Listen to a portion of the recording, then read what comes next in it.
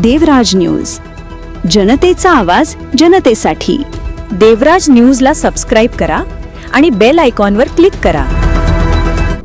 नाशिक जिल्ह्यातील विंचूर येथे स्वावलंबी नाशिक उपक्रमांतर्गत दिव्यांग तपासणी आणि UDID कार्ड नोंदणी शिबिराला उत्स्फूर्त प्रतिसाद मिळाला आहे। जिल्हा परिषद नाशिक आणि पंचायत समिती निफाड यांच्या संयुक्त विद्यमाने विंचूर येथील कर्मवीर भाऊराव पाटील महाविद्यालयात हे भव्य शिबिर आयोजित करण्यात आले होते।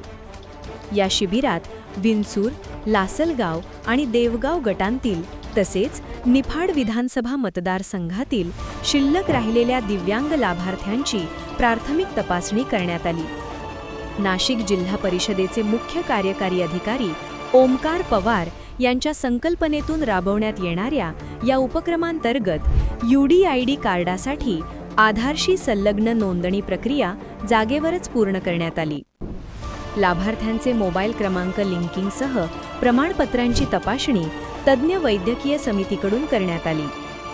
या शिबिरामुळे शेकडो दिव्यांग बांधवांना जिल्हा स्तरावर न जाता स्थानिक पातळीवरच तपासणी व नोंदणीची सुविधा उपलब्ध झाली असून दिव्यांगांना शासनाच्या विविध योजनांचा लाभ मिळण्याचा मार्ग मोकळा झाला आहे।